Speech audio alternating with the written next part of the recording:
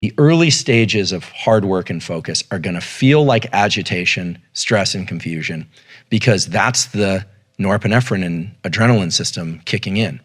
None of us would expect to walk into the gym and do our PR lift or a performer go do something without warming up. The brain also needs to warm up and start to hone in which circuits are going to be active. And it's unreasonable for us to think, oh, I've got an hour, I'm going to plop down and write beautifully for an hour, my best work. We need to accept that there's a period of agitation and stress that accompanies the dropping into these highly concentrated states. Now, in terms of the reward that accompanies the feeling that we're funneling into that groove of being productive in one regime, like for you writing this book, the dopamine system is really important to understand. So we've talked about norepinephrine kind of gets you going. Acetylcholine is the spotlight of attention.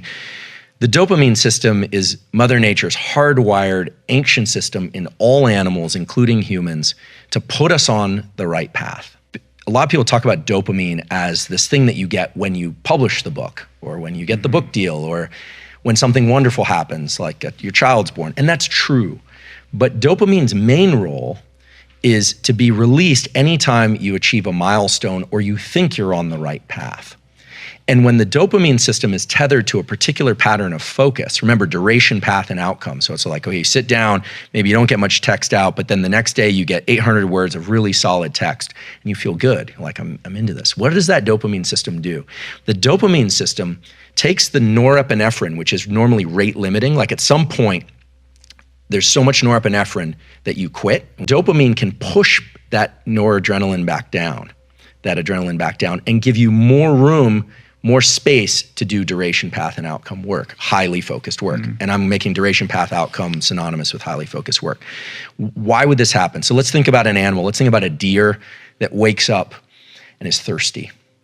And it's wandering out looking for water. That animal needs water. It doesn't know that it needs water. It experiences agitation. The same way that a baby feels agitation when it wants food, but it doesn't know it needs food. It just feels agitation and cries, and the caretaker comes, hopefully. That deer is now foraging for something that it needs. And let's say it smells water, because deer can actually do that, and arrives at a stream and takes a sip of water. There's dopamine release then that puts it on a path to maybe a larger lake or something of that sort, or to be able to go achieve food.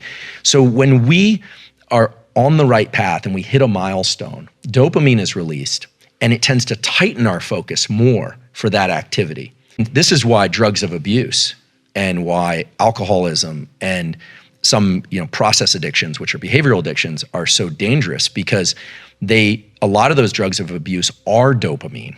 So it becomes this cyclical loop where there's no other behavior that can evoke the same level of release. Right. In fact, I sort of define addiction as a progressive narrowing of the things that bring you pleasure. And I say that because it really is the way that the dopamine system works. Normally, the dopamine system is designed to be generic. It's designed to get me to do lots of things, social interactions, work, exercise, all those things. Just like the stress system is designed to get me out of bed in the morning, a cortisol pulse is what gets me out of bed in the morning. It's also what led me to pursue a career in science out of fear initially, and eventually pleasure. So the dopamine system is tethered to those states of focus. And it's what Mother Nature designed so that the neural plasticity would occur and you would want to continue those behaviors again in the future. That deer needs to know and remember and create a memory, not just of where that stream is, but the process of, when I feel that agitation, I'm gonna get up and go down this particular path. Right. And so people think of the dopamine system as this kind of like catch-all for reward. Oh, you get likes on Instagram and it makes you feel good. That's not really how it works.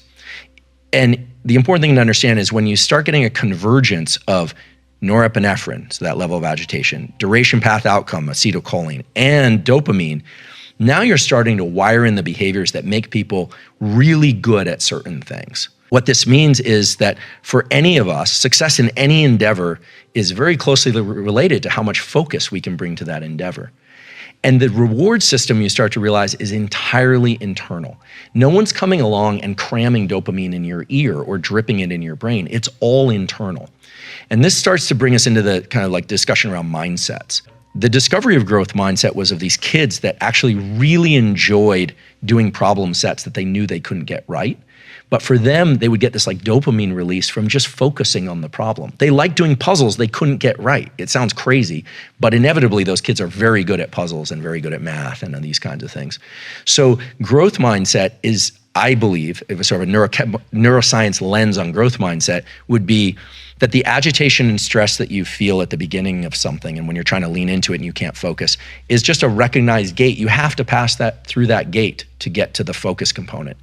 And then if you can reward the effort process, you really start to feel joy and low levels of excitement in the effort process. That's that buffering of adrenaline. That's that feeling like, yes, I've got a lot of adrenaline in my system, but I'm on the right path. It feels good to walk up this hill, so to speak. And when you start to bring those neural circuits together, you really start to create a whole set of circuits that are designed to be exported to any behavior you want. So if it's writing a book, great. If it's podcasting, great. If it's building a business, great. If it's building a terrific relationship, great. Then the circuits that Mother Nature has designed are incredibly generic so that we could adapt to whatever it is that we need to do.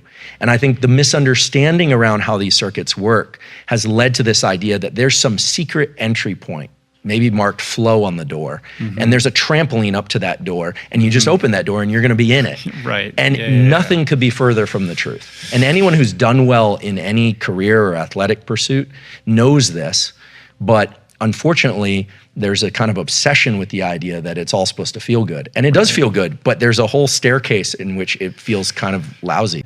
The idea that you can self-reward the effort process is extremely powerful, because what it means is that if you can recognize agitation, stress, and confusion as an entry point to where you eventually want to go, I do think that even just mental recognition can allow people to pass through it more easily. They think they're doing something wrong. And then rewarding yourself when you achieve any milestone, like running to a particular location if you're trying to run a long distance, and then registering that as a partial win. What we know is that the dopamine that's released in response to that suppresses the total amount of adrenaline and gives you more room, more time, more energy to run. In the running example. And this is anchored in a real scientific result. So last year there was a paper published that essentially was asking why any human or animal quits at any behavior. We're talking about running, or we're talking about long bouts of work. The question is, why do we quit? Like, what is that? And it turns out that every time we exert effort, a certain amount of noradrenaline in the brain is released. And there's a sort of a counter in the brainstem. And at some point, enough noradrenaline is released and it shuts down cognitive control, deliberate control over the motor circuitry, and we quit. The thing that can restore those levels, or can sort of reset those levels lower and give us more gas, more mileage, is dopamine.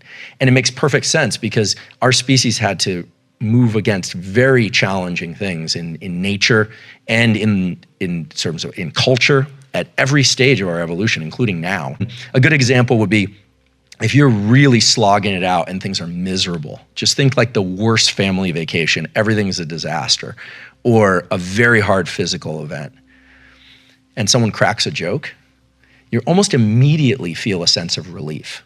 You see this in the team that wins the Super Bowl. Both teams slogged it out. You have to believe they were both at max effort the entire game. Look at the team that wins. They have extra energy. They're jumping all over the place. So it can't be physical energy. It can't be glycogen related. It's not ketone related. It's nothing in the body in that sense. It's dopamine's ability to take that level of norepinephrine and smack it back down. And so we can learn this, right? I mean, I think this is where there's real power, like in your story, or the story that I'm familiar with from your book, like the ability to push through those pain points is something that we really can export to other aspects of life because it's the same neurochemicals that are involved. So when you get to a particular location, or maybe I recall, a portion where you're feeling lousy, you're injured or you feel like you're hurt, and you can reframe it mentally and think, I'm actually still on the ladder. I'm still holding on to a rung. I know at least that much. I'm still breathing. I know that much. And the lift that we get is not some psychological pump up. It's a neurochemical thing. It's dopamine suppressing norepinephrine and saying, you're on the right path. you can keep going. It's a permission to keep going. And we grant that permission to ourselves. No one grants that permission to us. I think one of the other kind of misconceptions that we want to dissolve is this idea that external rewards can actually propel us down long paths of success and high performance. They can't. But I have a friend from the SEAL teams, and somebody asked us recently, we were given a talk, and somebody said, how can I make sure that I continue to self-reward and I'm not driven by these external rewards? How can I continue to have that drive? And his answer was very good. He said, give away all the external rewards. There's a famous Stanford study done at Bing Nursery School. They did this study where they looked at kids that liked to playing during their recess. It's all recess in nursery school, but they're drawing, and they took the kids that really like to draw, and they started giving them little gold stars on their drawings. And then they like the gold stars for a kid, that's an extrinsic reward. And then they stopped doing that, and the kids stopped drawing. They just, they right. associated the good feeling of doing it with the external rewards. Right. We have to be very cautious about how much of our internal dopamine we attach to external rewards if we want to continue to grow and pursue and focus and work hard. If you just want to get to some place and cash in, then fine. But most people find themselves in a pretty miserable place because their dopamine was so attached to external rewards, they need more and more. One of the most powerful things that any person can do is to learn to control this idea of duration, path, and outcome and attach an internal sense of reward, just that you're doing well. To reward yourself mentally, just say, I'm doing well, I'm actually on the right path. To do that, inside of the demands that come from the external world, the more often that we can self-reward some aspect of the process, provided it's in the right direction of what we're trying to achieve, the more energy we're going to have for that, the more focus we're going to have for that. And remember, the reason I say energy is that limiting amount of noradrenaline is constantly being kept at bay. You're literally buffering the quit response. And so when people start realizing that if they set the goals inside of the larger goal and self-reward each one of those, they essentially have an infinite amount of energy to pursue those goals. They have an infinite amount of focus to pursue those goals.